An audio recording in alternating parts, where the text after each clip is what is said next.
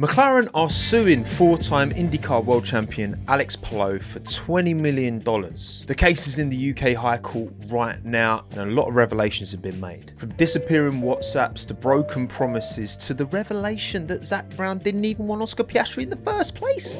I mean, that's what Alex Palou is saying anyway. A lot of accusations are being chucked around, but how seriously can we take all of this? Well, my name's Tommo. Let's talk about it. Right, let's start by giving the TLDR of the situation, a brief rundown before we go into the nuance. Back in July 2022, both Chip Ganassi Racing, Alex Palou's existing IndyCar team, the team he's won all four of his world titles and won Indy 500 with, and McLaren, the same McLaren organisation, but their IndyCar operation over in the States, had announced believed Alex Palou would be driving for them respectively in 2023. Alex has dominated this series in a way that it hasn't been dominated for a very, very long time. A spec series that as well, a team is always important, even in a spec series, but Alex Palou has been absolute flames. Now, of course, one man can't drive for two teams, so a negotiation was made between CGR, Chip Ganassi Racing, and McLaren, which is to see Palou stay in a Chip Ganassi Racing seat in IndyCar for 2023, but also that year be McLaren's test and development driver. Alex had already driven FP1 for McLaren at the 2022 Austin Grand Prix, the race going on this weekend. But then that arrangement would see Palou leave Chip Ganassi Racing at the end of 2023 to join McLaren for 2024. And when I say McLaren 2024, that's not necessarily the McLaren IndyCar seat, because he was under the impression when he signed the deal that he'd have a good chance at a McLaren F1 seat. However, Palou claims to have lost faith in the McLaren opportunity and chose to stay at Chip Ganassi Racing for 2024, a season where he would win the 2024 IndyCar World Championship. But this is the crux of the issue. This is the breaking of contract, and where McLaren claimed to want $20 million back. Now, it is of course very important to remember the time where this was all going on. This was all the way back in 2022. These discussions were happening in the middle of 2022, where McLaren were in a very different place to where they are now. First year of ground effect regulations, McLaren in a middle of the road car. They ended up finishing the 2022 season P5 in the Constructors' Championship behind Alpine in P4, which is insane to think when you look at Alpine today. Lando Norris was in his fourth season at the team. Ricciardo was in the car as well, who'd had a very meddling 2021. Obviously won that race in Monza, had Daniel, but things were not going well at all in 2022. He was convincingly second best. I mean, essentially what Palou is saying here is the only reason he was interested in a McLaren deal in the first place is because of a papaya carrot being dangled in front of him of a potential F1 seat, because in IndyCar, at least, Chip Ganassi Racing has been convincingly quicker, a better outfit than McLaren has been for a very, very long time. It wouldn't make sense for Palou to leave Ganassi, the best team, where he's got such a connection, to go to a McLaren, which, you know, Pato O'Ward has had the odd race win here or there, but hasn't been able to match anywhere near the consistency of performance that Chip Ganassi Racing IndyCar team can. And this is what Alex Palou says regarding his October 2022 contract that he signed with McLaren. At the time, I thought he, Zak Brown, was genuine. I now consider that Zak made me think that there was an opportunity to have a full-time F1 seat as a negotiating tactic to get me to sign for McLaren's IndyCar team. According to Palou, McLaren had made their initial approach to him, their very first approach to him at the end of the 2021 season after he'd won his first of those four titles he now has. But to quote Palou, he instructed his management to say, "I would only be interested in driving for McLaren in F1.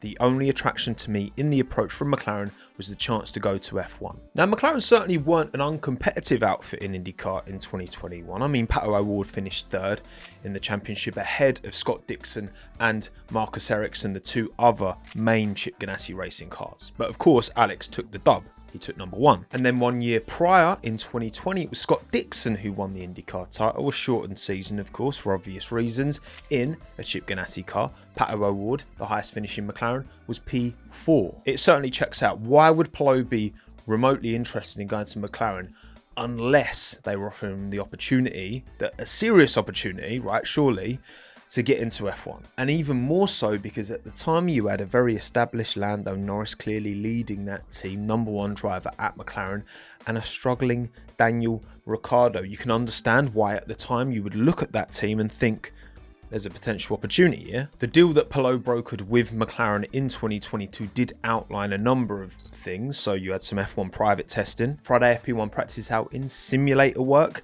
and a reserve role. But what it did not give is a guarantee of any kind of race seat. Now, when you look at McLaren's 2023, that of course was Oscar Piastri's first season at the team, and we'll get onto him in a bit, because in the end, Palou participated in 0 FP1 runnings in 2023. It was Pato O'Ward and Rio Hirakawa in the end. Even the post-season test in Abu Dhabi was Pato's, not Alex's. In Palou's mind, by this point in 2023, well, look, they've got Oscar Piastri, they've got a young Lando Norris, they've got like the youngest driver pairing on the grid. I'm clearly just a reserve here, and that's where his interest checked out. So then in August 2023, Palou decided, you know what, that contract is not worth the paper it's written on.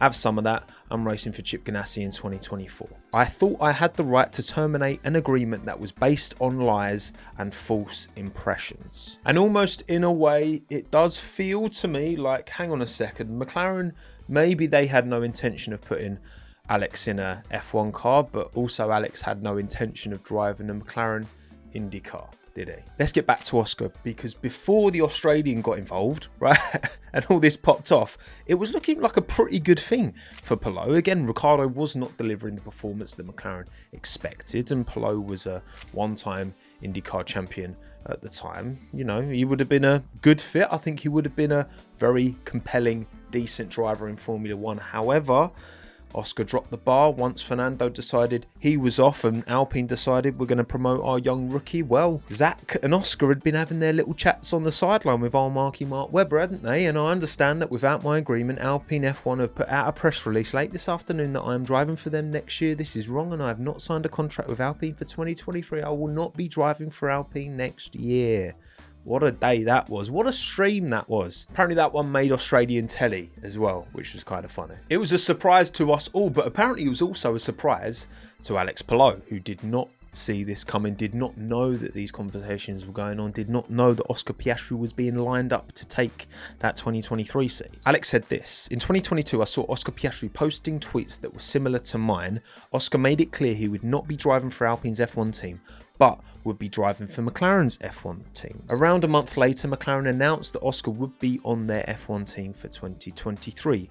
That was the first time things changed. So Alex Palou here is claiming that, you know, this moves the goalpost, this changes the situation. If he'd have been aware of their interest in Oscar Piastri prior to this, he might not have signed the deal, you know, which I guess if you're going to take Alex's word for it, then that is kind of fair enough. If you're being sold this, you know, opportunity, you're seeing a struggling driver there and you're being lined up as you're the guy to come in and replace him if things don't turn around, and then this young prodigy gets swiped from another team and is plonked in the seat. If that's what actually has gone on here, then I completely empathize with that understanding, that thought process, right? The first time I heard about Oscar signing for McLaren's F1 team was on Twitter. I was very upset, worried and angry that McLaren had signed another rookie driver that was not me. Now, of course, in this situation, the only thing to do is to ring up Zach Brown and be like, what the hell's going on here, mate? And in response to that came probably the biggest bar that has come from this entire court situation, which certainly plays into a certain narrative about favoritism that's knocking about in this current 2025 title fight. Zach told me that it was not his decision to hire Oscar. He said it was the decision of the team manager, Andreas Seidel. Zach told me that Oscar's performance would be evaluated against mine for the 2024 seat. It was not his decision to hire Oscar. Now, do I believe that? Do you believe that? Do we as a collective choose to hear those words from Alex Palou and believe that to be true? Because let's not get it twisted. Andreas Seidel might be team principal, but Zach Brown is CEO, Chief Executive Officer. Surely, if Zach wanted to make a call, it would actually be up to him. It is incredibly hard for me to actually believe that Zach Brown was against Oscar Piastri's signing, like a lot of people on Twitter are taking this and running it as, because ultimately the buck stops with him. Can I see that Zak Brown would have seen Alex Palou as a backup, which is exactly what testimony from Brown said during this court thing. He saw Palou as a backup option. Zak Brown does run an IndyCar team. He's often over stateside overlooking McLaren's IndyCar team, right? So I can understand why Zak Brown would have much more of a connection and understanding and an appreciation for Palou's talent, and therefore why Brown would be like, hang on, I think we should keep this guy as an option and maybe dangle that carrot and maybe see if we can get him over to our IndyCar team, right? Let alone maybe even F1. That all kind of checks out from a logical point of view in my mind, but I don't think this is even Palou saying that Zak Brown didn't want Oscar. But again, if Palou had signed that deal in 2022 with the understanding that he was the, I guess, primary next option beyond Daniel Ricciardo, then a young Oscar Piastri coming in and all of a sudden being evaluated against him for a 2024 seat makes that opportunity way smaller, because, well, we've seen the driver Oscar Piastri has gone on to become, and he won a race, remember? Qatar Sprint, he won a race technically before Lando did. Not really a race, so not actually technically, but you know what I'm saying. Oscar showed enough in that first year where they could look at him and be like, yeah, this is a guy worth investing our future in, rather than an Alex Palou who's much older than Oscar and not so proven within the F1 world. Very proven in Indy, but doing it back in Europe, even though Alex Palou is Spanish. You know, he started his career in Europe, but moved over to the States pretty early doors and is flourishing over there.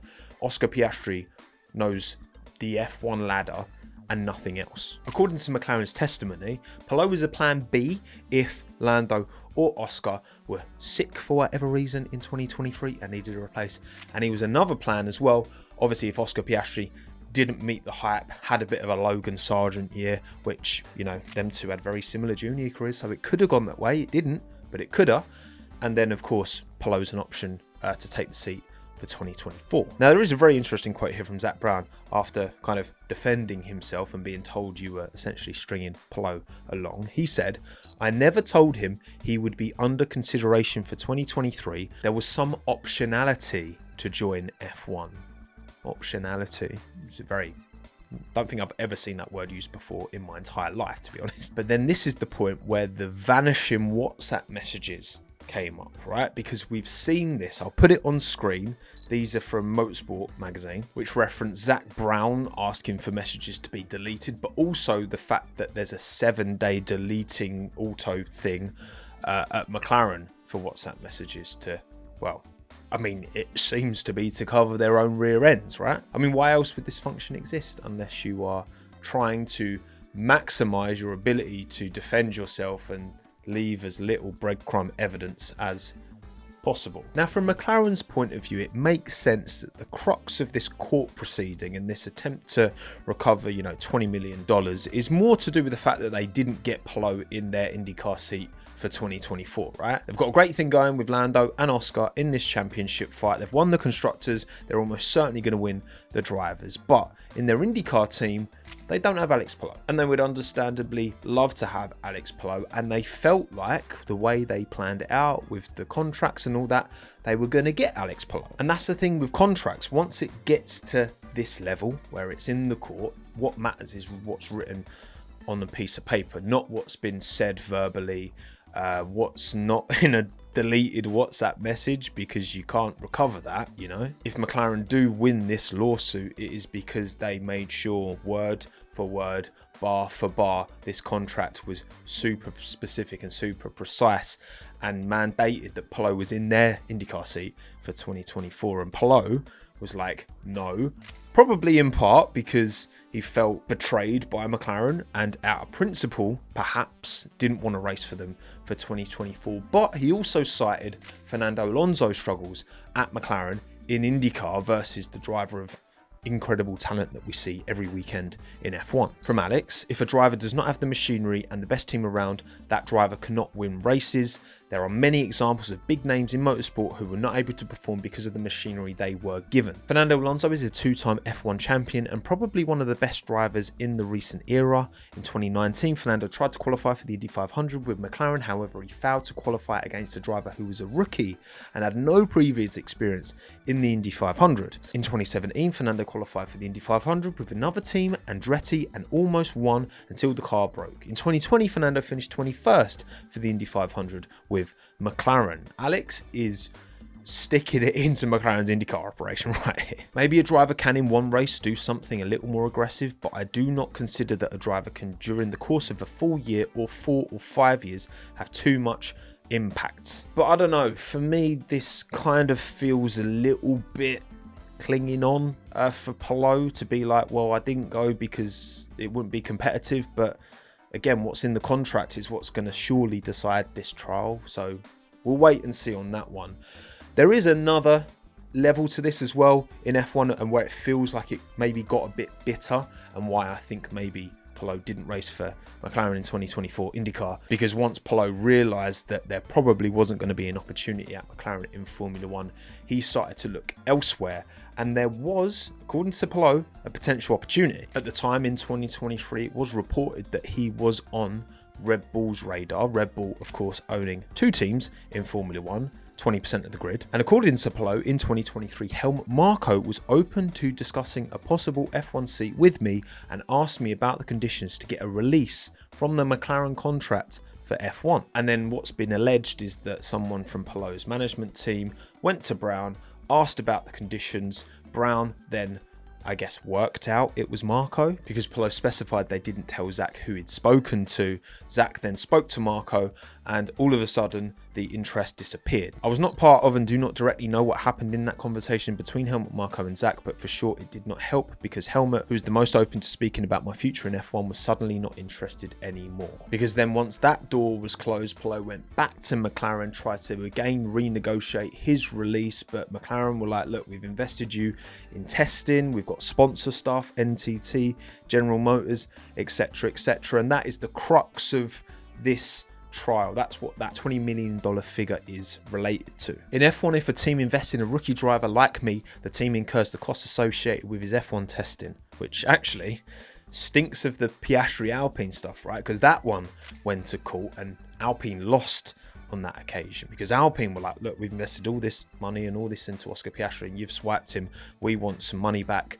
That didn't happen. Zach also said he would cover my legal fees. I was also very surprised that any release would have to cover costs relating to sponsorship agreements with GM and NTT, as I did not bring those sponsors to McLaren. I was surprised how much Zach said the release would cost if I was going to another F1 team, especially because he would not pay me close to that, and he would also not pay me more than his other drivers. Now, of course, in the end for McLaren in 2024, Pato O'Ward stayed on with the team. He was the only full season driver for them. They had Taya Pourchaire, they had Nolan Siegel, they had Callum Ilott as well, so they were kind of experimenting with that second seat, where I imagine in their ideal timeline they would have had both O'Ward and Palou in full-time seats, settled down. That would have been a hell of a driver lineup. To be fair to McLaren, that would have been unreal. Their rush to secure O'Ward when they realised Palou wasn't going to race for them in 2024, that's also part of this kind of money, right, that's being chucked around, this 20 mil figure. I'll put details on the screen of exactly what they're looking at recompensing, that's not even a word, getting back, and why that figure is at $20 million. I'll leave a link to an article from the race down below, a free article, because far too many articles nowadays are behind a paywall, which essentially gives all of the nuance and all the detail that I didn't quite get into if you are interested. Also, since that dropped like 4 days ago, Zach Brown has gone on record, this is quite funny, specifically regarding to his apparent opposition to signing Oscar Piastri. He said, I'm not sure which allegation amused me more, the notion that I would not be the one making a key decision about our driver lineup, which again, as CEO, Zach Brown is CEO. whatever. Or the suggestion that I wasn't on board with signing the hugely talented Oscar Piastri. Both allegations are clearly ludicrous, and anyone who follows our sport will see straight through them. Which, look, I think that's kind of how this is going to come down to. What's written in that contract. I've not seen it, you've not seen it, we've not seen it. But if I had to take a gamble on who's going to win out in this court case, I'd probably say McLaren. However, from a PR point of view, again, with all of the Oscar Piastri stuff going on at the minute, with him potentially being on the receiving end of more team order stuff against him than Lando, which again, I don't believe that there's a conscious effort to favourite Lando. I don't believe that. I just think McLaren have got themselves in a bit of a muddle trying to be super woke, fair. Like, it's racing. Just chill out, give them the same hardware and the same opportunity and just let them go at it. And hopefully that's what they do now that they've actually won the Constructors' Championship. I did ask you guys on the community page on the Tommo YouTube channel, so make sure you subscribe so you don't miss those posts, what you think of everything that's going on. Thank you, Ragav. Palou kept his options open. Zach played the I wasn't part of Oscar Piastri decision group. They all played each other, to be honest, as per their convenience, and the drama drags on, which is kind of how I feel as well. Like I say, you know, Palou had no real interest in racing for the McLaren IndyCar team, and McLaren had no real interest in prioritising Palou for an F1 seat. Smokey Bandit says he actually was scheduled to take part in Petit Le Mans in IMSA for Acura Meyer Shank Racing, but had to withdraw because he had court appearances. It's a pretty interesting situation, that it is. And $20 million is a lot of money, not just to Alex Palou, but to an F1 team. I mean, geez, that's like maybe 2 positions in the Constructors done right there. Not that McLaren need the money. And I guess there is a conversation to be had as, you know, is it worth McLaren going through all of this in court? Could they have settled? You know, I do wonder if there was a settlement option there and either Palou or McLaren chose not to take it. I guess we'll find out in good course. Edward Tustian says, to have this coming out right after Monza, Baku, Singapore makes me, as an Australian, feel quite confident that Piastri will leave McLaren at the end of 2026. Piastri, and even more so Webber, have got to be feeling mistreated by McLaren, and I think they will likely be eyeing up some works team. I would say Ferrari or Aston Martin are his most likely options for 27. Damn. Look, it's way too early for that, okay? Way too early for Eddie Piastri. Piastri to Ferrari, that's not happening. Like, sorry, look at Ferrari, how disappointing they've been. Like, Piastri to walk away, even if he feels a little bit like McLaren may be favourite in Lando, even with that, you can't walk away from that team, given where they are right now, given they've got Rob Marshall absolutely cooking, Peter Bodromu absolutely cooking, the whole team in there, delivering an unbelievable racing car that's outperformed a Mercedes works team for this entire ground effect regulation. Like, that would be incredibly naive, even given all of the drama and the smoke and all that, okay? At the end of the day, the whole Palou saying that Brown said it wasn't his decision to sign Piastri is very trust me, bro. If you don't like Zach, then you're going to believe that's true. If you do, then you're probably not. It's the way it is. Voon says McLaren need to win because this situation would and should make any juniors under their program nervous. Could be why Dunn left. I want to talk about Dunn in a minute. A Palou win would clear his name and decision to stay with Chip Ganassi. Crazy that a 4-time world champion needs to clear his name or give him reasons for his actions. The case could be a catalyst of a massive restructuring of how F1 and Indy or other series structure their agreements. Also, junior drivers should be protected by the FIA where possible. These teams can be ruthless and can damage careers in a serious way. Not that Palou's career is damaged. Alex Dunn leaving is interesting. And I can understand why Bortoleto, you know, negotiated a deal to leave. And you're seeing him thrive in a Sauber seat now. So that decision has already proven to be the correct one from Gabby's point of view. Ultimately, if you've got a driver of that talent, McLaren, you only have 2 F1 seats. So you can't hold on to them forever unless you believe in Bortoleto more than you do Piastri or Norris. And maybe down the line, choose to get Bortoleto back if one of them, you know, the current boys gets, you know, a bit, I'm going to go off. I'm going to take an opportunity at Ferrari, Oscar Piastri, what we were talking about earlier. I don't think that's ever going to happen, but you never know. And all signs we've done are pointing towards some kind of Red Bull opportunity because, again, from Alex's point of view, you can look at the McLaren stable situation, 2 stable drivers don't look like they're going to be going anywhere. It makes sense to gamble elsewhere, I would say, and Red Bull have 20% of the grid, right? So I get it. But I do think this should be a cautionary tale, especially if McLaren do go on to win this court case, which if I had to put money on it, I think they probably will do. Be careful, right? And don't do these things on WhatsApp.